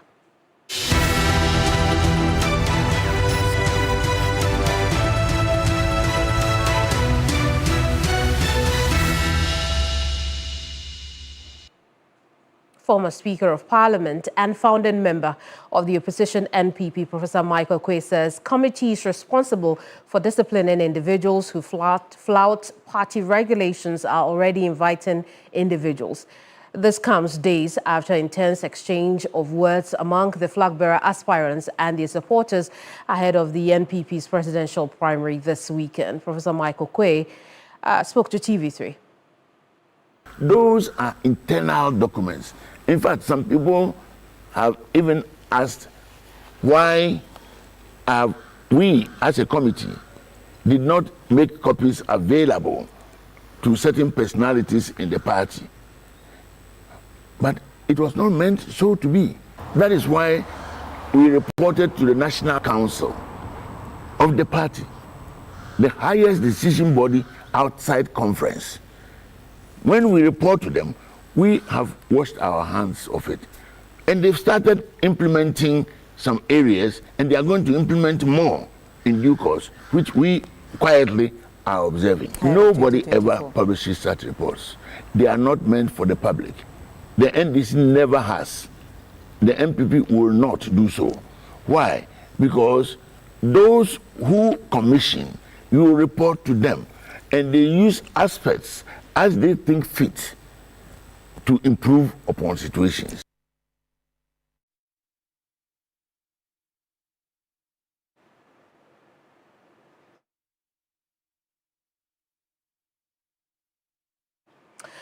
Now, Ghana is considering extending the deployment of its troops to Jamaica beyond the initial 60-day period as more work remains in the country's reconstruction efforts. A recent visit by Ghana's foreign minister and the deputy defense minister revealed that the troops have so far rebuilt about 26 affected buildings, with many more awaiting repairs. Let's listen to the foreign minister, Samuel Okudzeto Ablakwa, and the deputy defense minister.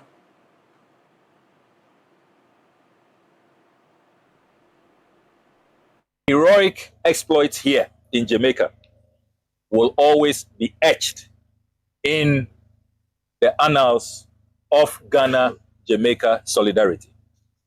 And President Mahama wants you to know that as Commander-in-Chief, he will always be proud of this moment, and he will make sure that you are befittingly rewarded when you return to Ghana.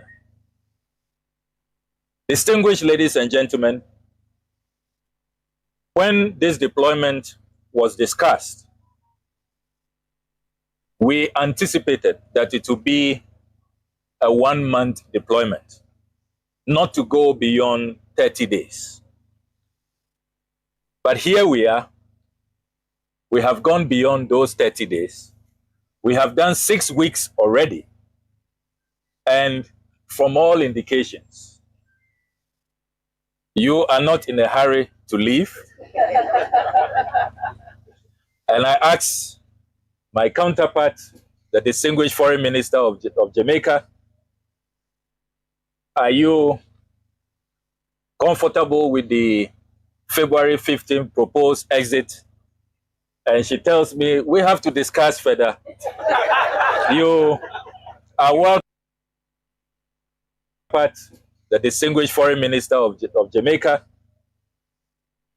are you comfortable with the February 15th proposed exit? And she tells me, we have to discuss further. You are welcome to stay beyond the 15th of February. So, judging from her body language and the way she is not in a hurry to dispatch you, you may just want to stop looking at that 15th February calendar. I will not be surprised at all if there... And as our Chief of Army Staff stated, we'll be discussing whether or not it is necessary to extend their stay, and that discussion we'll have with you. But it is the wish of a commander-in-chief that if our troops are still needed, we are willing to let them stay for additional month if you need them to work. Secondly, I wish to remind our troops that what they are currently doing here, we may think that they are reconstructing homes, but we know that they are building lives as well. Because the more houses they bring back, the more comfortable the people feel. Now, the Chief of Defense Staff has called for initiation of bilateral defense relations with Jamaica's Defense Force to build institutional capacity. Speaking during the same visit to Jamaica, the Chief of Army Staff said such a partnership would significantly enhance knowledge sharing, particularly in the area of disaster management.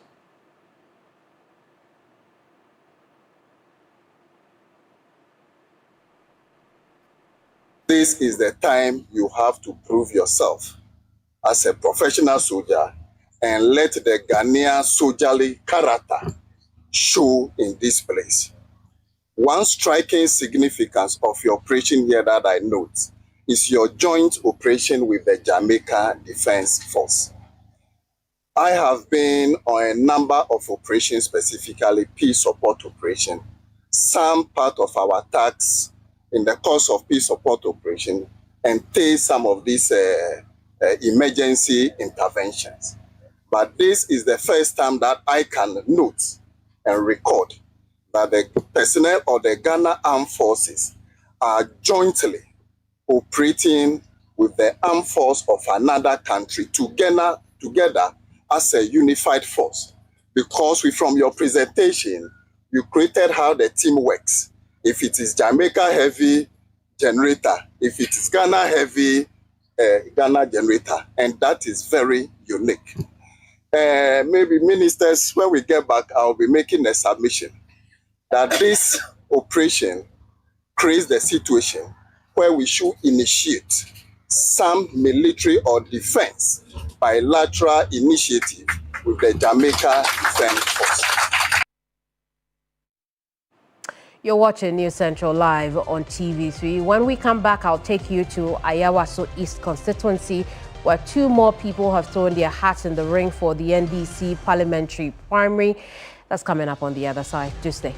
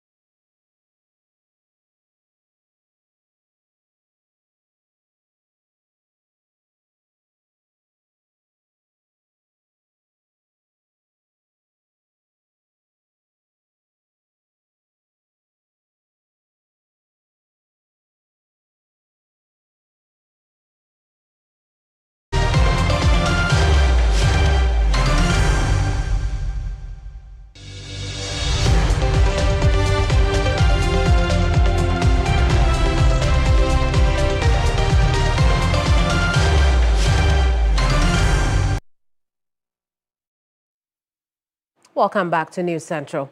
We'll now take you to Parliament, where the Minority Caucus has been presenting their own assessment of the year-on-year administration of the John Mahama-led administration. Leader of the Minority Caucus, Alexander Afenyo-Markin, has been speaking on this subject matter. Let's take a listen. Well, before then, we'll connect with Christian Yale, who is our correspondent in Parliament, for a bit more on what the minority leader has been sharing with the press. Christian, what has he been saying?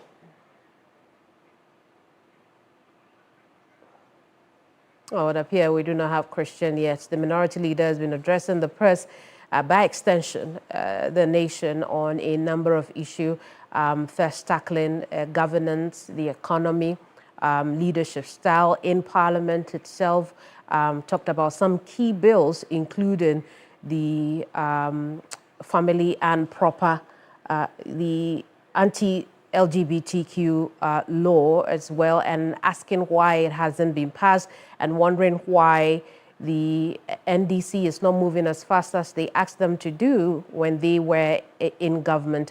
It's talking about a raft of issues. We'll connect with Christian shortly and bring you a bit more of that. In the meantime, we'll turn attention to the Ashanti region because fire has ravaged several shops and garage vehicles at Shufo Line. That's coming up in Regional Hub.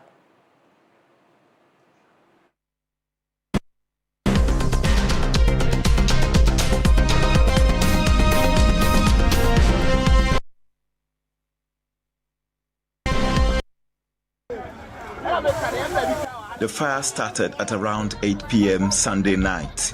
Scores of shops lighted, fleet of garaged vehicles engulfed. Some of the artisans tried to move few to safety. It was a difficult situation. Firefighters will do everything possible to bring the situation under control. A moment of anxiety and anguish as shop owners watched their wares reduced to ashes.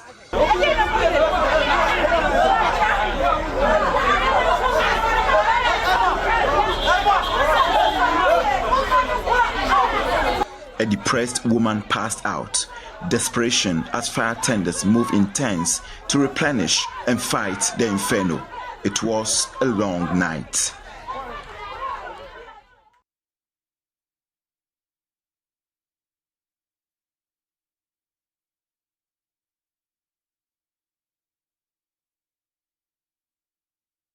Now, some residents of Chirano in the Bibiani and Riaso Bekwai municipality of the Western North region have rejected a proposed community mining initiative in the area by a private company. The residents held a press conference to prevent any move to mine in the area, certain that their farmlands and only source of water could be destroyed. At a press conference, the leaders of the community stressed that Boao Mine Cooperative Mining has not successfully reached any consultation agreement with the people. They explained that although Boao Mine met with the community at the Omahini's palace, where discussions were held, no agreement was reached. According to the leaders, they were later surprised to hear reports in the media claiming that the community had agreed to the consultation. An assertion they insist is false. Chiefs and elders of the Chirano, the Omahin, the municipal chief executive, the Boao Mine Cooperative Mining Management, and media men met the people of Chirano at the Omahin's palace to engage in a thorough discussion over the so-called community or responsible mining at the Supre Stream area. Upon this discussion, the indigents rejected to this idea of community mining at the Supre Streamland area to take place at Sehichirano. 3 days after this community engagement, it came to the news that the people of Chirano have agreed that the community mining should take place at the Supre Streamland area, which is not true. We are saying it is not true. Enti ejira ha yesre President Mahama ene mpanimfo a ewo oman mu atitire nyina members of parliament say yensuo no so omo say no a ye ho be kire yen oman panini yasraw sese ya ye ni badia fa ti se kira no ha ya tinko a yensuo ba ko pa aka ni supra no eho na ye fa ye kokko ye fa badia ye fa no ma bia fre na sese a wo se ya me ya ne mani be ya dai na yensu ya didi. In fact, you all know that when you go to school, the only thing they tell you is agriculture is the backbone of our economy. Let's ask of ourselves, the only land that we have it over there is where they are going to what? Mine. And in fact, we have any access on everything. But you see, one particular thing you should understand is that our land called Supre is now producing a fertile land for us. And most of us here in this community are what? Farmers. So you can't just leave that land for them to mine. Meanwhile, the manager of Boao Mine Cooperative Mining has denied claims that the company intends to engage in illegal mining. He explained that the group is a registered cooperative operating under the cooperative mining model launched by the Minister for Lands and Natural Resources. He further stressed that the cooperative is properly registered and is therefore ready to engage the community peacefully to reach an agreement. He reiterated that community members stand to benefit from activities that will take place in the area. We are glad to say that we've heard from our own people, the people of Chirano, this afternoon, that they have expressed their grievances through press conference that we, the organization Boao Mine, is coming to destroy their lands, disturb their river bodies, and we have engaged with the chiefs and some elders of Chirano. We want to state the record straight that such thing has never been done to the disadvantage of the community.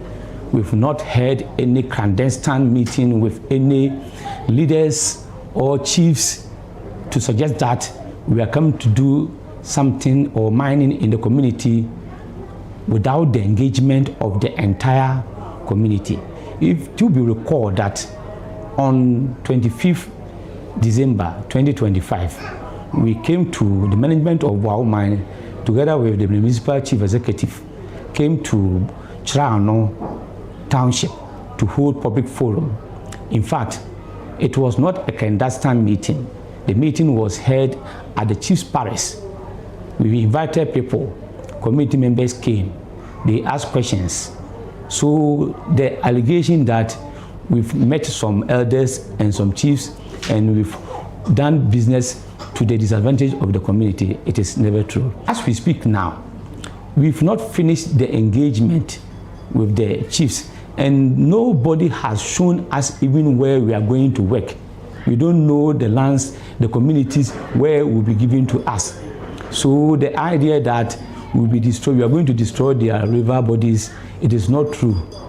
I myself, as a manager, I don't know anywhere the river is. Boao Mine is a company registered in Ghana under the laws of Ghana. We registered the company on 14th May 2025. We, Boao Mine Cooperative Mining, we have good intentions to help the communities that will be working. We have decided that we are going to train the youth as spelled out in the policy, the responsible and The New Market traders in the Ketu South municipality are appealing to authorities to take steps to address incessant vehicular traffic on the market stretch by providing a parking lot for commercial drivers. According to these traders, indiscriminate parking results in congestion, which is affecting trading activities. For more, I'll bring in now Faisal Abdul-Idrisu, who's been reporting on the situation there at the Denu Market. Faisal, what else can you tell us about the situation there? Any new updates? Well, Kamini, the Denu Market is a major trading center, and the market is located on the Keta Aflao stretch. And so, because of the growing population in the market, trading activities have now moved to the shoulders of the road, making the path a very narrow path. So on regular market days, when you go there, you realize that vehicles that are bringing in traders, vehicles that are plying the route, are either using the space as a parking lot or are dropping off passengers. And within time, when you go there, particularly today is a market day, when you get there now, the place is congested. The about 400 meters stretch we are talking about, if you are stuck in there, you are stuck in traffic there, it can take you close to 30 minutes to be able to move across that stretch alone. What commercial traders are saying is that the situation at this particular section of the road is affecting their sales. So every now and then, you would observe that they are either fighting the drivers, or at one point in time, you find people involved in some form of chaos. Last week, there were issues between the drivers and the traders on the stretch again. They are calling the assembly to act quickly. The authorities are saying that there has already been a designated point for vehicles as a parking lot, but they are not using it. The vehicles are also picking passengers on the road. Traders themselves have also moved to the road, and this is exactly where the problem is coming from. So the assembly this morning, the latest update is that they are going back there to ensure that the drivers go back to the designated point for their loading.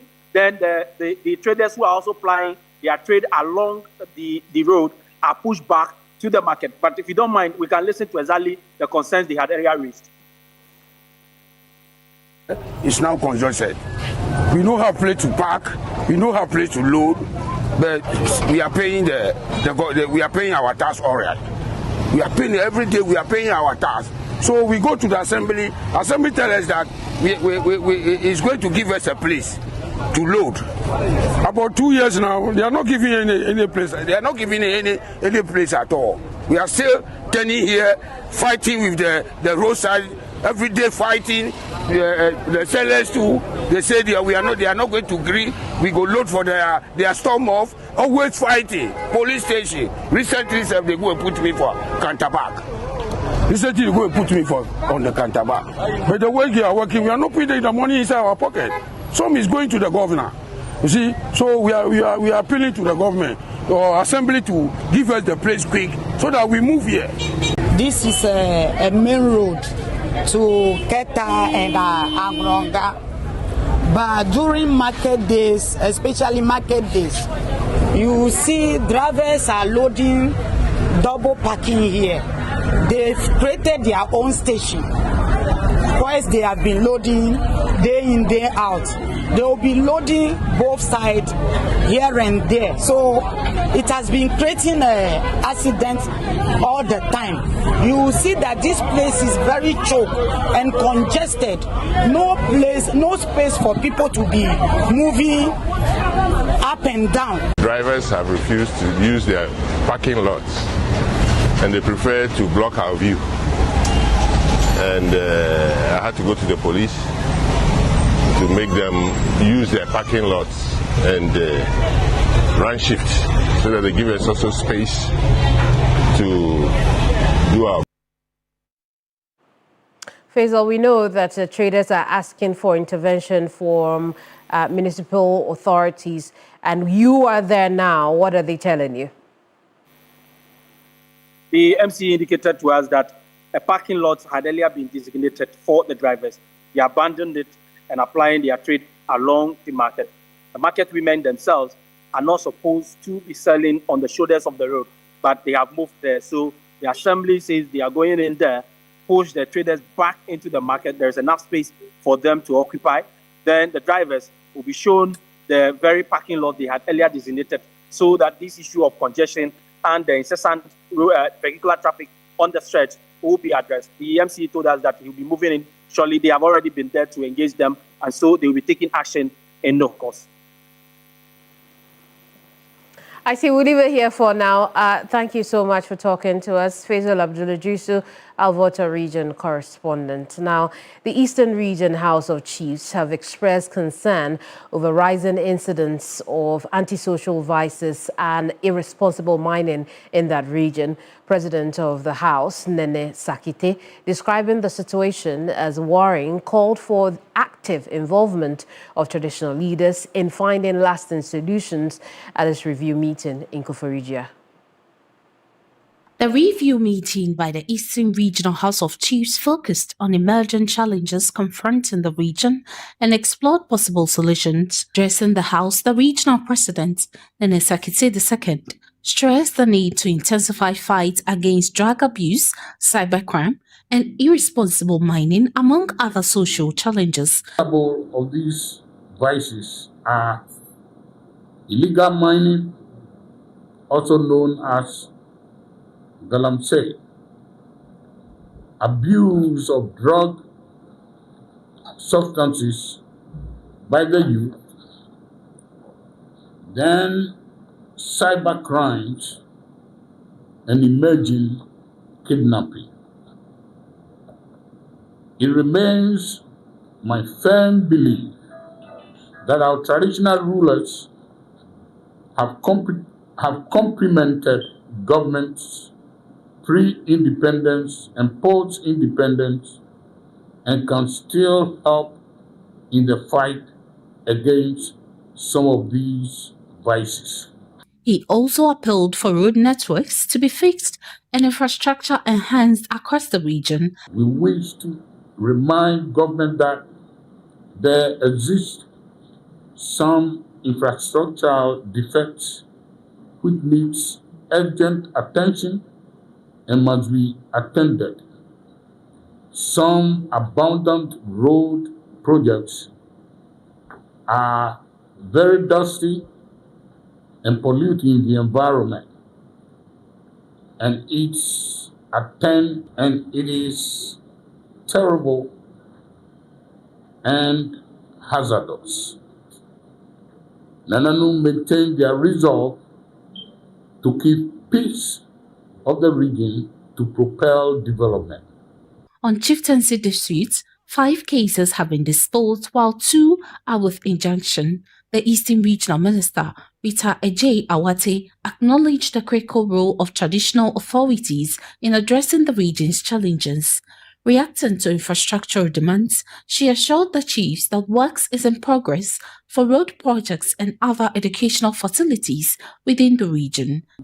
Under our government Big Push agenda, the Eastern region is witnessing renewed momentum of developments, both on roads, in health, in education, and infrastructure. On roads, critical inter-district, inter-regional links are being upgraded to ensure that farmers do not cry at their farm gates. We are building 3 schools per municipal or districts, giving us 33 schools in all the region. We'll return to Parliament now, where Christian Yade has been sitting through a Minority Caucus news conference where they've been presenting their own assessment of the John Mahama administration 1 year on. We'll connect now with Christian for a bit more on this story. Christian, we know that this news conference was addressed by the Minority Leader Alexander Penyumakin. What did he say? Government on in the past 1 year. And Kamini, I will just quickly run you through some of the major highlights of what the minority has been saying over the past 2 hours. First, they begin by talking about Ghana's economic fortunes, as it were, and what they think is the effect of the ongoing IMF program as well as the windfall. The minority leader is of the view that Ghana's current economic fortunes are not out of anything called re-engineering by the current, managers of the economy, but it is due to the IMF program as well as the windfall. Now, he goes ahead to tie that to the losses recorded under the Good for Reserves program, which is another issue that he spent some remarkable time on, talking about the fact that when you look at the $214 million losses made under the Good for Reserves program, as well as the dealings of Gold Board and Good for Oil, all of these are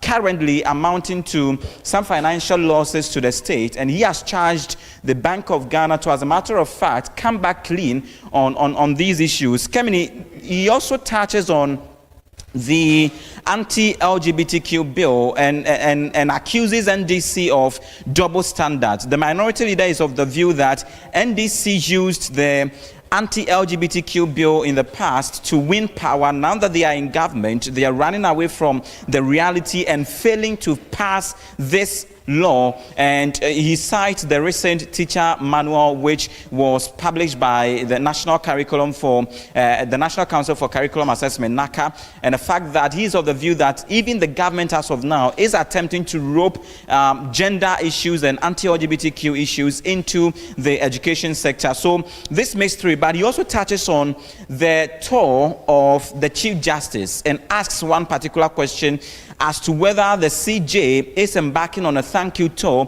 to thank government for appointing him. He says that, in his own words, the CJ was appointed on a silver platter. And so he's of the view that his visit to the police, to the presidency, and today we know that he is called on the Speaker of Parliament, all of these are amounting to a thank you tour. And he says something remarkable, that the minority does not regard the Chief Justice as being, a tolerant leader of the judiciary. But Kemini, he has also touched on the public transportation crisis, which we here on TV3 have been undertaking that campaign seriously over the past 2 weeks, that government has failed yet again in ensuring that there is a maintained and effective public transportation system. He mentions, for instance, the e-buses that the previous government had wanted to procure and the few that were brought, and the fact that this government failed to even bring more of those buses and has also failed to maintain the Metromass buses. But yet again, he's of the view that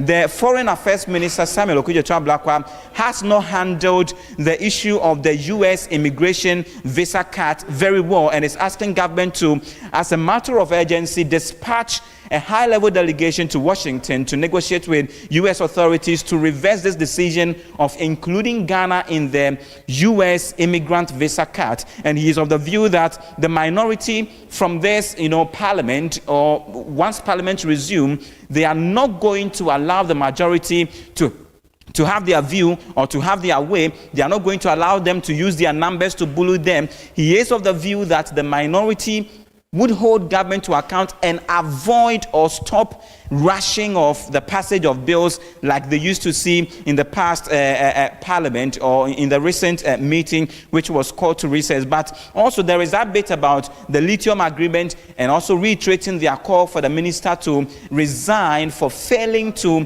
ensure a fair and a transparent deal for the country, and ends by asking the president to not allow members of the National Democratic Congress to lead him into temptation to attempt to come for a third term. He's of the view that that is not possible. So, Kemini, these are the major highlights of the things that the Minority Caucus and the leader, Alexander Fion-Markin, have been talking about today. He briefly touches on the upcoming parliamentary or the flag bearer race of the NPP, and even says that when you look at all the wranglings and the tours that various bigwigs in the NDC are embarking on, it is even possible that the NDC's flag bearer race is going to be even more chaotic in its own terms as compared to what the NPP is currently experiencing. This is what the minority has been saying so far, and their assessment and scrutiny of Parliament and of the government in the past 1 year in office. Back to you in studios.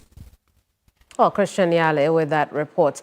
Away from Parliament, 6 aspirants have picked nomination forms to contest the NDC parliamentary primary in Ayawaso East ahead of the March 3rd by-election. They include the party's constituency chairman, Mohammed Rami, Hajia Amina Adam, wife of the late Member of Parliament, Ghana's High Commissioner to Nigeria, Baba Jamal, and Dr. Yakubu Azindo. The seat became vacant following the sudden demise of Muhammad Nasir Toure in early January of 2026, triggering a by-election scheduled for Tuesday, March 3, 2026. For the NDC, Ayawaso East is more than a constituency. It is an impenetrable Zango fortress that has never fallen to the opposition since the 1992 democratic transition.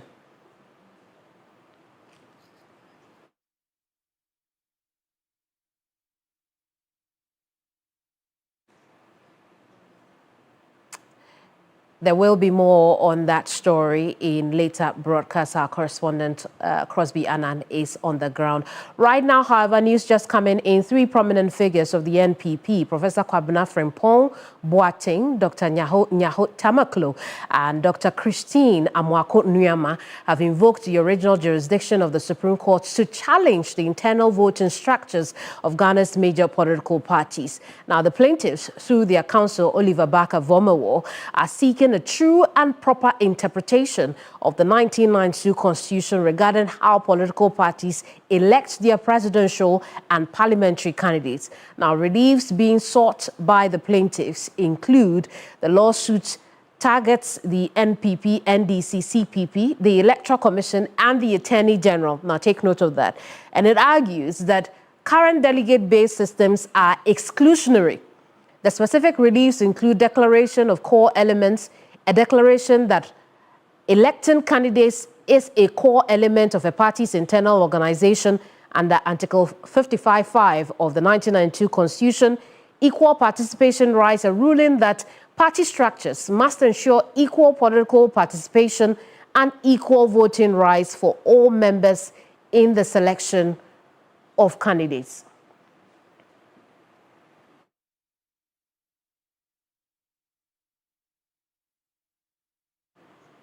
Read more on that story on 3news.com. Here on News Central, that will be all. I'll see you same time tomorrow.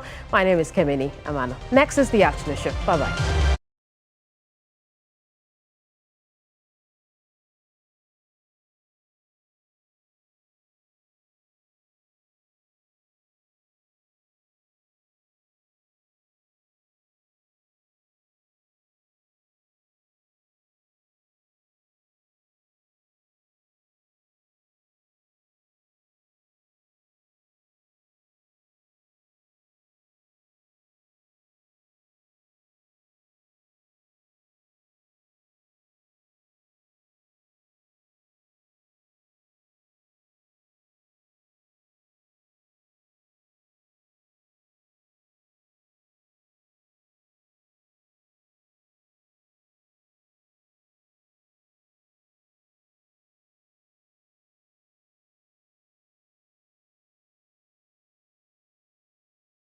왜 그렇게 예민한데?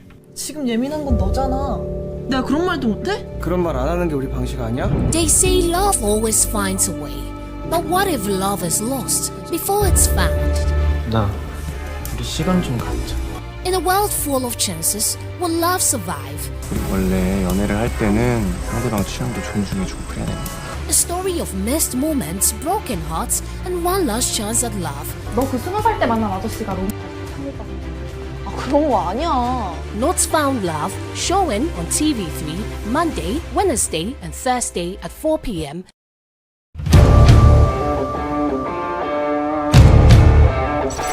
Give them the